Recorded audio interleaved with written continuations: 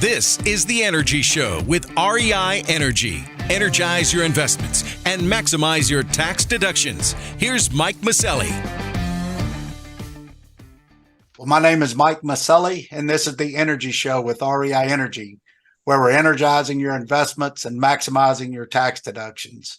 Today, we're going to be discovering renewable waste, and you're going to discover how much waste wind and solar creates, and if the energy these renewables create is worth the trade-off. My guest is Ronald Stein. Ronald is an energy consultant and author. Great to have you on the show today, Ronald. Mike, glad to be aboard. Ron, I know you had written a book in the past called Clean Energy Exploitations. Can you tell our listeners a little bit about the book and why you decided to write it? Clean energy exploitation brings transparency to the fact that all the exotic minerals and metals to build EV batteries, wind turbines, solar panels are coming from developing countries. And these developing countries have virtually no environmental regulations, no labor regulations, and we're basically exploiting people that have yellow, brown, and black skin to feed our green appetite. And it, like I said, just brings transparency to the fact that we're exploiting people and destroying land in locations we can't see. So it's okay. And the thing that really bothers me the most is, after writing the book and knowing the details of where all these minerals and metals are coming from, Mike, I've made a personal decision. I will not buy an EV for ethical reasons because I know where the lithium is coming from, and I'm not willing to financially support that. On the contrary, the government is providing incentives and tax breaks. They're providing financial incentives for these developing countries to continue exploiting people and to continue destroying their land. And so I think it's unethical and immoral, but hey, that's our government. Well, I agree with you. And, I'm not going to buy an EV either, as far as on that, simply because of the fact that, I've been in the oil and gas business, obviously, for about 40 years. I mean, I believe we need all forms of energy, because we do have an expanding population. I think we're over 8 billion people now. And, but the way we are going about this and the way the government is going about this, I mean, they're trying to make it an either or solution. Either you're going to all switch to green energy or, we're going to take away your gas stoves. We're going to take away your washing machines. We're going to, destroy you, not let you use air conditioning in order to cool your houses in the summer because we're going to force you to go to this green energy. Right. And there's a lot of issues, I guess, with actually, it being a reliable source of energy moving forward, isn't it? Well, Mike, you're entirely correct. I mean, there's no silver bullet answer. There's no one solution. It's going to take a little bit of everything. The confusion that the government is imposing on the public is they talk about this green energy. Well, Mike, it's not green energy. We're talking about wind turbines and solar panels. And wind turbines and solar panels only generate electricity. They manufacture nothing for society. And if you really take a look at it, all the parts of wind turbines, all the parts of solar panels, all the parts of EVs are all made with fossil fuels. You get rid of fossil fuels, you get rid of wind turbines, you get rid of solar panels, you get rid of EVs, and best of all, you ground Air Force One. Yeah. And, I know that's true. And I think one of the biggest thing, what I've been reading lately, and I was just on a conference call earlier that we were talking about diesel fuel and why diesel fuel is so important to whether you're, creating all of this green energy. You have to move these materials, some way. You have to. So, talking about wind turbines, I mean, what is the lifespan of these turbines and how long are they going to be able to generate electricity? Well, they only have capacity of about 20 years. Then they basically wear out. There's a lot of mechanics. These things are huge. I basically, you talk about us launching rockets to the moon. And when you see the launch in Florida, the rocket's only about 12 inches high. Right. because the camera is, so far back, But this thing's about a football length in size. And same thing, these wind turbines, you see these pictures of these offshore wind turbines, they look pretty small, but the blades are almost the length of a football field. Wow. And when you get up close, they're huge mechanical monsters. And again, they only generate electricity. They manufacture nothing for society. As far as I know, we're not importing any electricity from foreign countries. Yeah. So We barely have a grid big enough to send our own electricity around the country, right? that's right. Like I said, I wish they would talk about, instead of green energy, talk about green electricity, because that's all it is. Right. And like I say, we've had a couple hundred years to replace fossil fuels and haven't done it. And today we got there's 50,000 merchant ships in the world and 50,000 jets and 2 billion vehicles, half of which are probably trucks, and moving products and people and medicine, all over the place. You're not going to replace that with electricity. And it's my understanding is the public really doesn't want these electric vehicles, right? I mean, I know they're manufacturing them. We're just trying to force people to buy them by giving them a $7,000 credit. But most of the people in the middle class, they can't afford a $70,000 electric vehicle. You're right. In fact, I just had an article published today about the unsold electrical vehicles. To me, that's signaling a death spiral for the auto industry. I mean, they're all in. They're all into making EVs. In fact, as an engineer, I thought the hybrid was fantastic. You instantly double your gas mileage and you buy a couple hundred years to develop battery technology. But the way the regulations are, the auto industry is all into EVs. In fact, they can't make hybrids because the emissions of their fleet of vehicles has to meet a certain target. And the only way for automobile manufacturers to meet that target, they have to eliminate the gasoline engine in the hybrid. So you're going to see a couple hybrids, but it used to be that every manufacturer had hybrids, but now very few will have them. And I think basically it's like they're manufacturing widgets that nobody wants to buy. And the same thing with a lot of these wind turbines. I was, looking at those. In fact, I read an article it was published in Barron's last week that a lot of these offshore wind projects, they're not commercial.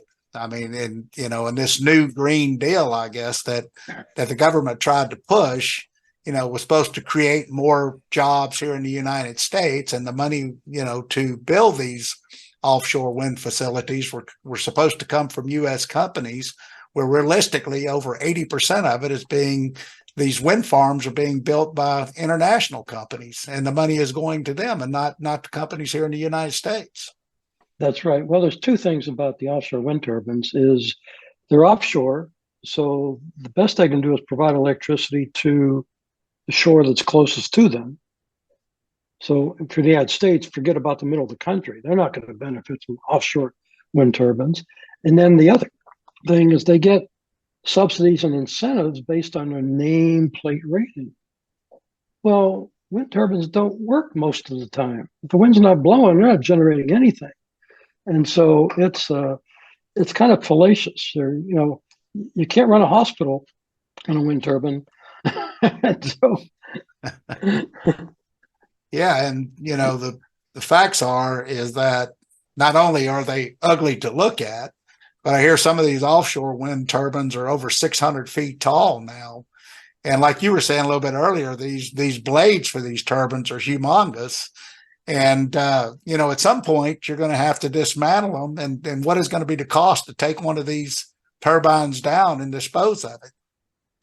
Well, that's the other thing about the green movement is wind turbines, solar panels, and even EV batteries. No one's looking at the end of life, what we're going to do with them. If you're going to build a refinery, you have to explain how you're going to bring that land back to its pristine condition when that refinery closes. That doesn't apply for wind turbines, doesn't apply for solar panels, doesn't apply for EV batteries. We haven't found an economical way to recycle them. And right now they're going into toxic waste dumps, and it's horrendous. And the EV batteries, they're starting to reach the end of their life. So the EVs that came out early, you're going to start seeing them hit the market too. And what do? The battery in your flashlight, you do it most people. You throw it over your shoulder, you throw it in the trash can. Well, what do you do with a 1,000-pound battery from your Tesla? Yeah. You need a couple of buddies to help you, pick it up. I was talking to a guy that owned a salvage yard, and he was telling me that these batteries are like 800 pounds. Some of them are, and that it basically, when they go to sell one of them, when they get a junk car in that's an electric car, they can only get about $500 for the battery. So like you were saying, there's not much use for them going forward in the future. So how do you dispose of these? I mean, have they got a plan for that? No, and they don't want to talk about it. And that's the thing. I'm amazed that the environmentalists are not addressing that, because that is going to be a major issue for humanity. How do you get rid of those? And the Tesla, which is a sedan, it's a small car, it's got a 1,000-pound battery. You get up to the Ford 150, now you're getting into trucks. I think their batteries are about 1,500 pounds. Hummer's got a EV battery, and its battery is like 5,000 pounds. The Hummer, it's a tank, it weighs more than most cars. That's right. Now, most people don't drive sedans. They drive, I guess, I want to classify it as trucks. It's SUVs or, bigger vehicles. Right. But the bigger the vehicle, the bigger the battery and the higher the price. So, you're seeing resistance right now. These automobiles, the stands, basically building up on auto dealer lots because they're not buying them. And like I say, when you get into SUVs and trucks, now you're talking real batteries. So let me ask you a question. That brings up another point. I mean, what kind of impact does that have on the roads? I mean, for those heavy weighted SUVs to be driving, I mean, does that create problems for the roads? There's two subjects here. Yes, the heavier vehicles create more load on the roads, and the good thing for the EV owners, they're not paying for it. Yeah. Because right now, I know here in California, we got like 400,000 miles of roadway in the entire state, and fuel taxes provide like $8 billion to help keep the roads, in good shape. The EV owners, they pay nothing. Wow. And that's a cost that's going to be coming to them. In fact, in the UK, they recognize that. They recognize that their grid is in trouble. And so they implemented a law back last year, I think in June, that EV chargers in the home and at work, program not to work 9 hours a day during peak load requirements. And best of all, those meters are on a separate meter. Huh. So they will be billed separately. So the EV owners will pay for the new grid. They will pay for the road repairs. And being on a separate meter, if the grid gets in trouble in the UK, they'll just turn the power off.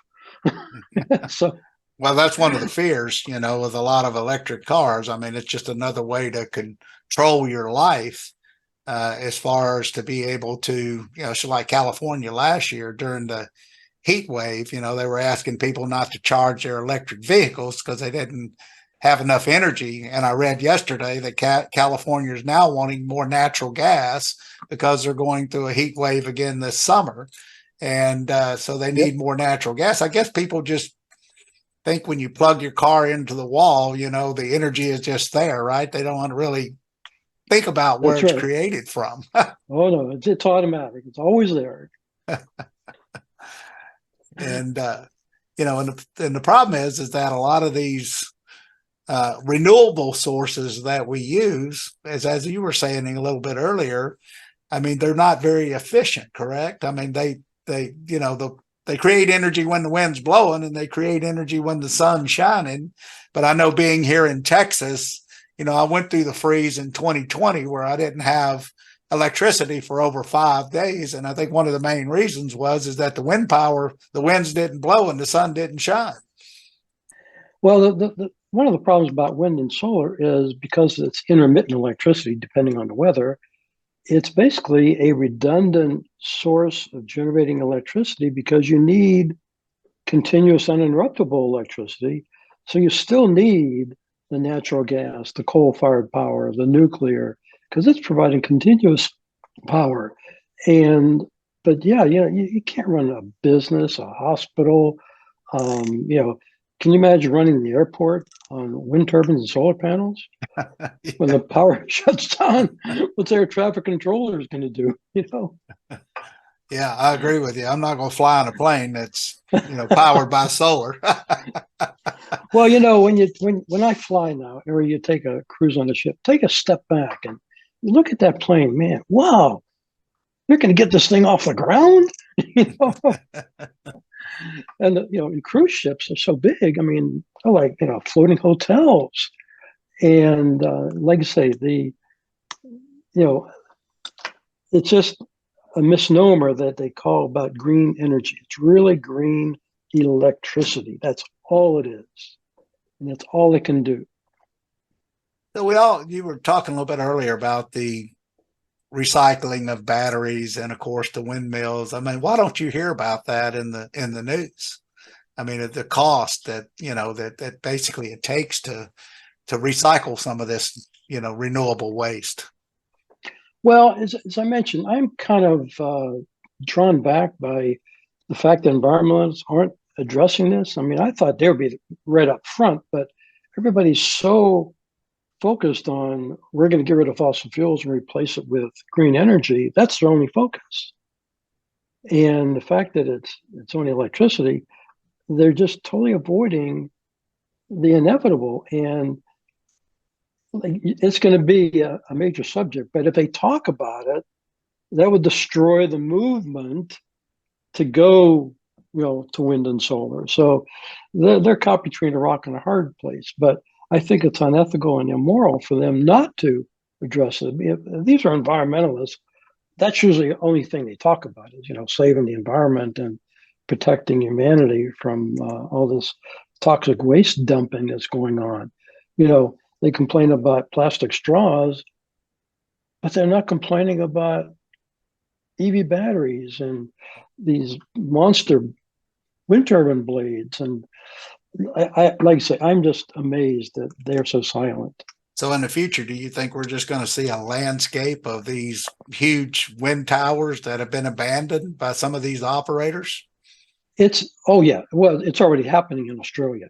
Yeah, Australia, they've got tons and tons of toxic waste dumps of these used blades. But yeah, when it does surface, it's going to be probably too late. I don't know. Like you say, same thing with the auto industry. They're building EVs, and these things are expensive, and the elite are the ones buying them, right? And the normal folks aren't going to be buying them, and then we're talking about it's only the wealthy countries that are pushing the green movement. But if you take the wealthy countries of the U.S., Germany, Australia, the U.K., and some of the other Asian countries, they represent maybe one of the 8 billion people. And they've got wealthy economies. They can do this. But, of the 8 billion people in the world, the average income is like less than $10 a day. These developing countries haven't joined the Industrial Revolution. And, like I say, they're digging these exotic minerals and minerals by hand. And you think they're going to buy an EV? They can't put food on the table. Well, and plus a lot of these developing countries, I mean, they need cheap, reliable energy, right? And the only place you get that from is from hydrocarbons or either nuclear. And of course, they don't have nuclear power plants. So if you're a developing country, I mean, you have to have that. And Sweden, Yeah, you're right. China and India, coal is abundant. It's reliable. It's inexpensive, and it provides continuous electricity. That's what they need. Yeah. They don't need intermittent electricity. And yeah, it's strange. But Sweden, they rocked the boat.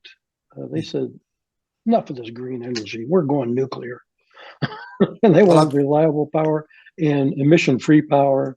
And yeah, so they're rocking the boat. Well, I think they just need to change the name from nuclear energy to some other kind of acceptable name, because when people, your normal citizen hears that, they think of nuclear bombs.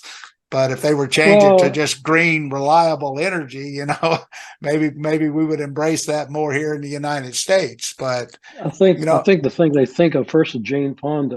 She's the nuclear expert of the world. yeah, But interestingly, except for the United States, I want to say the world is basically going nuclear. yeah, There's nuclear power plants being built everywhere, and we invest a lot of money to put a man on the moon. I think we should do the same thing with investing in nuclear, because the small modular reactors, which is I guess the thing that most of the nuclear projects are going to be, are smaller. They can serve like 100,000 people. I don't want to say they're cookie cutters, but you can basically put them in locations, in locations and service a community.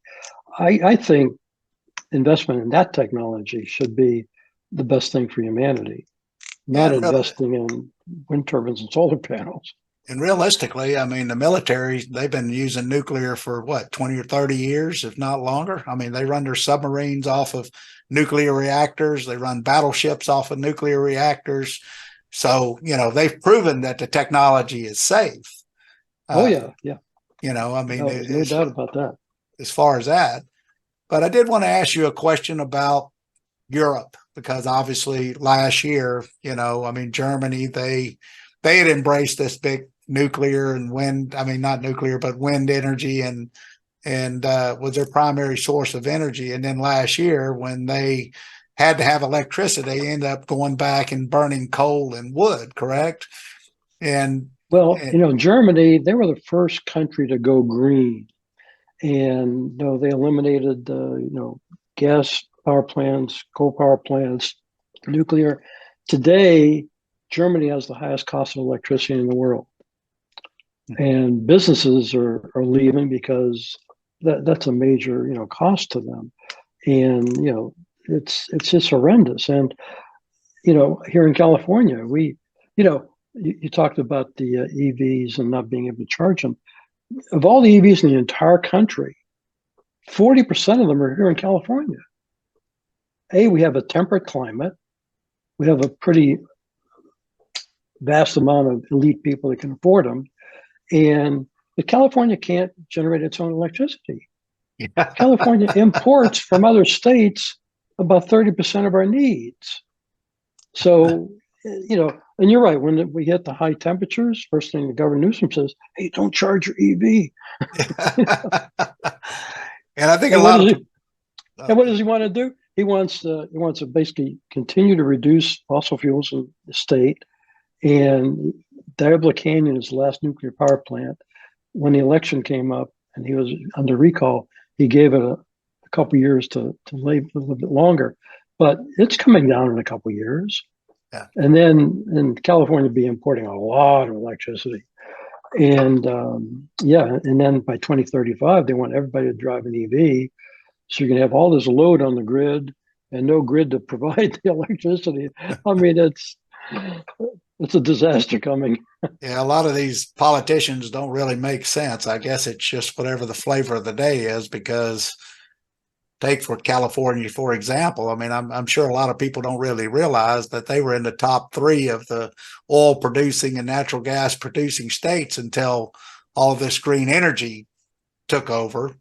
And then, Exactly. of course, I think I read somewhere where they import like 187,000 barrels of oil a day, but they bring it in from Peru. So they bring these huge ships powered by diesel over all these, environmentally sensitive reefs. But, to bring their crude in order to refine it, and it doesn't make a lot of sense, with where I mean, what they're pushing. No, it's like the imports.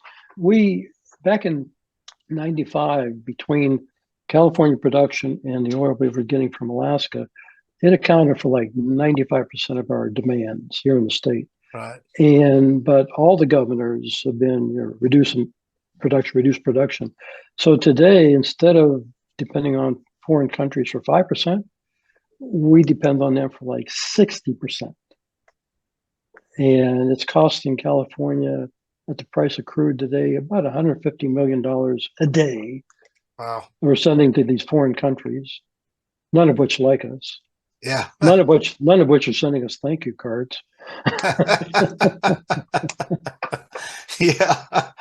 So what do you think's behind all these green energy policies? I mean, do you think it's people or these companies are just making a lot of money trying? I mean, because now you hear, we want to do away with your gas stove. We want to do away with your hot water heater. We want to do away with your air conditioner. Just they're going after just about every appliance we use. I mean, I'm assuming they just think that we're all bad here in the United States, right? Well, I guess the irony of the whole thing, Mike, is the fact that I can't, in essence, blame too much on Biden or Right. California's Newsom. It's all the people following them. Yeah. They say, we're going to get rid of fossil fuels and all the different agencies because, Biden and Newsom really can't do anything by themselves. It's the people writing the regulations. I mean, they're buying into this. Everybody's drinking the same Kool-Aid. Yeah, no, I agree with you. It's ridiculous. And, in California, the Environmental Protection Agency, the Air Quality Management District, they've all bought into this that, we got to get rid of that damn crude oil and we're going to put up wind and solar. That's going to save us from disaster. And like you say, yeah, you're right. They go after the stoves and, cooking, and it's going to be challenging. I mean, the only thing I see, it's really just driving up the cost of everything. Here in California, we see it because we have this great temperate climate. The homeless population is growing. There's nothing to stop it. Most people, don't have good capability of saving money, and they're probably one paycheck away from being homeless. Yeah. And once you're homeless, you're off the bus, and you're probably not going to get back on the bus. Right. You're right. I guess if you got to be homeless, California is the place to be, right? They have the best weather out there. That's right. That's right. Well, Texas knows that. They're sending all the people here. Yeah. But so where do you see all of this going? Like you say, I just see it building because the message is still coming out of the Bidens and the Newsoms, go green, et cetera, et cetera. Everybody's following it. But as 2035 approaches, I see you're going to see a buildup of wind turbines going out of operation, solar panels going out of operation, EV not being sold. And I think it's going to be 5 or 10 years before people say, hey, we got a problem. Like you say, they're forcing the manufacturers to make, in effect, widgets that they really, I don't see where the buyers are. Yeah. And there's not enough lithium in the world to build that many batteries. And there's so many things that they have not looked at. But right now, they're so intent on drinking the Kool-Aid that it's just going to continue building. And, once you see it, like I say, the homeless population is growing and people are recognizing it now. And I think the same thing is going to happen with, wind turbines, solar panels, and EVs that, in 5 or 10 years from now, I say, hey, these things really aren't doing the job that we expected them to do. And if we cut ourselves off of fossil fuels because, crude oil, you've been in the oil industry, crude oil is useless, 100% useless. Right. It's black tar. And unless you can manufacture into something usable. And when you go through the manufacturing process, i.e. the refineries, you get all the chemicals that make the 6,000 products in the daily lives that these products didn't exist before 1900. Yeah. I keep telling people, you want a zero emission society? We had one back in the 1800s. There were no coal-fired power plants. There were no natural gas power plants. There was no nuclear power plants. The Beverly Hillbillies hadn't discovered oil yet. And, but life was short. People didn't live past 40. And when they were born, they very seldom traveled 100 miles from where they were born. And that's a zero emission society. And Mike, I'm not willing to go that far back. Yeah, you and me both. But I think that, like you said, people are finally starting to wake up now that it's getting so ridiculous about, we're going to change the way you live. You're not going to have the things that people had in the past. You're just going to have to get used to it. I don't think people are going to go for that. I think that, people are going to start pushing back. Well, Mike, one of the things I enjoy is I write on energy literacy. All my op-ed articles are energy literacy. So I'd like people to be able to talk about energy at the dinner table, but energy can get pretty complicated pretty quick. So I keep it in layman's terms. But the good news is I see a lot more and more articles being written about the same subject matter I'm talking about. So other authors are picking up on that. And eventually, we'll get to more and more people. I don't know if we'll get to the legislators that are making the rules because, they're being paid to do a job and that's their job. And if they don't do their job, they'll get fired. So it's a catch-22. But yeah, I think more and more people are becoming aware of it. And as the EVs build up on dealer lots, I think it's going to get more articles. Yeah. Well, even Elon Musk came out and said that, obviously we got to have all forms of energy. And of course, he owns the biggest electric company or EV company out there, right? But we got to have energy from all sources. That's right. Like you say, and I see EVs being ideal for like UPS. I mean, UPS trucks, they make, 1,000 stops a day. They never travel more than 50 miles a day. They could basically, do their thing, go back to home base and get charged for the next day. So, the mailman, same thing. I mean, there's a lot of services that they don't travel 100 miles a day. And they can go back to home base and get charged up. So even the fire department, now it would take a hell of a big battery to run a fire engine, but, the fire engine, doesn't go more than 10 miles a day. And so it doesn't need a lot of range. And, I can imagine a fire engine with all the weight of that water plus the weight of a huge battery is going to. Oh, yeah. It's going to be one heavy vehicle. Half the truck would be a battery. Well, Ron, it was great having you on the show today. Can you tell our listeners how to follow you?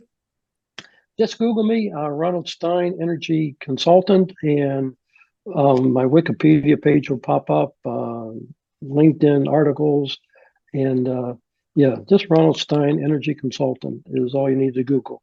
And you'll probably see some of our recent articles as well. And drop me an email and I'll put you on my distribution list, and you can share my articles with your friends and relatives, and hopefully everybody get a little bit more energy literate so we can talk logically instead of illogically. Well, I certainly enjoyed having you on the show today, and I certainly want you to come back in the future. Thank you, Mike. Have a great day. You too. Thank you, Ron. I appreciate it. Okay. Take care. Bye-bye. You've been listening to The Energy Show with REI Energy. Energize your investments and maximize your tax deductions. To learn more, go to reienergy.com.